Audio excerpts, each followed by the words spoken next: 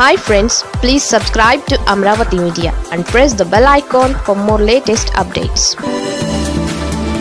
అమరావతిలో చంద్రబాబు భూసేకరణ యత్నానికి ఎదురు దెబ్బ. ఏపీలో కూటమి ప్రభుత్వం అధికారంలోకి వచ్చి ఏడాది కావస్తున్నా ఇంకా రాజధాని అమరావతి పనుల పునఃప్రారంభం కోసం చేస్తున్న ప్రయత్నాలు పట్టాలెక్కడం లేదు. ఇలాంటి సమయంలో రాజధానిలో మరో విడత భూ సమీకరణ కోసం ప్రభుత్వం మొదలుపెట్టిన ప్రయత్నాలకు ఎదురు దెబ్బ తగిలింది. దీంతో ప్రభుత్వం మరోసారి భూసేకరణపై వెనక్కి తగ్గింది. ఈ మేరకు మున్సిపల్ మంత్రి నారాయణ కీలక ప్రకటన చేశారు. అమరావతిలో మరోసారి భూసేకరణపై ఇంకా ఎలాంటి నిర్ణయం తీసుకోలేదని మున్సిపల్ మంత్రి నారాయణ ప్రకటించారు. 5,000 ఎకరాలలో ఇంటర్నేషనల్ ఎయిర్పోర్ట్ నిర్మాణం చేయాలని సీఎం చంద్రబాబు నిర్ణయించారని తెలిపారు. దానికోసం భూమి అవసరం ఉందన్నారు. అయితే భూసేకరణ ద్వారా భూములు తీసుకుంటే రైతులు నష్టపోతారనే విషయాన్ని స్థానిక ఎమ్మెల్యేలు తన దృష్టికి తీసుకువచ్చినట్లు మంత్రి చెప్పారు.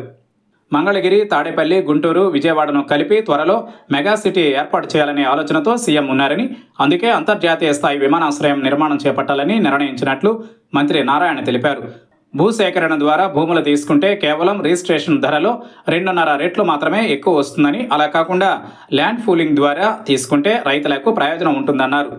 రైతులు కూడా ల్యాండ్ పూలింగ్ను కోరుకుంటున్నారని అన్నారు. భూ సమీకరణ ద్వారా ఎయిర్పోర్టు కోసం 30,000 ఎకరాలు సమీకరించాల్సి ఉంటుందన్నారు. వీటిలో రైతులకు రిటర్నబుల్ ప్లాట్లు ఇవ్వగా మిగిలిన భూముల్లో రోడ్లు, డ్రైన్లు, ఇతర మౌలిక వసతుల కోసం మరికొన్ని వేల ఎకరాలు అవసరం ఉంటుందన్నారు. ఇవన్నీ పోగా ఇంకా 5,000 ఎకరాలు మాత్రమే మిగులుతుందన్నారు. అందుకే ల్యాండ్ పూలింగ్ ద్వారా ఎక్కువ భూమి తీసుకోవాల్సి ఉంటుందన్నారు. అయినప్పటికీ ప్రస్తుతం ఎయిర్పోర్టు విషయంలో భూ సమీకరణ లేదా భూసేకరణ అనేది ఇంకా ఎలాంటి నిర్ణయం తీసుకోలేదని స్పష్టం చేశారు.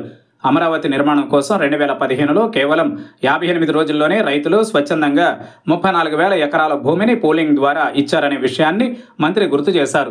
గతంలో అనంతవరం కొండను సిఆర్డీఏకు కేటాయించారని, అయితే గత ప్రభుత్వంలో 8 మీటర్ల లోతు వరకు తవ్వేశారని అన్నారు. అయితే డ్రోన్ సర్వే ద్వారా ఎంత లోతు వరకు తవ్వారనే దానిపై స్పష్టత తీసుకుంటామన్నారు. ఇక్కడ ఖాళీగా ఉన్న భూమిని కూడా ఏదో ఒక అవసరానికి ఉపయోగించాలని చూస్తున్నామన్నారు. రాజధాని అమరావతి నిర్మాణ పనులు ఇప్పుడిప్పుడే ఊపందుకుంటున్నాయని మంత్రి నారాయణ తెలిపారు. నిర్దిష్ట కాల పరిమితితో పనులు పూర్తి చేసేలా ముందుకెడుతున్నామన్నారు. ఏడాదిలో అధికారుల నివాస భవనాలు పూర్తి చేస్తామన్నారు. ఏడాదిన్నరలో ట్రంక్ రోడ్లు, 2.5 ఏళ్లలో లేఅవుట్ రోడ్లు, 3 ఏళ్లలో ఐకానిక్ భవనాలు పూర్తి చేస్తామని మంత్రి నారాయణ చెప్పారు.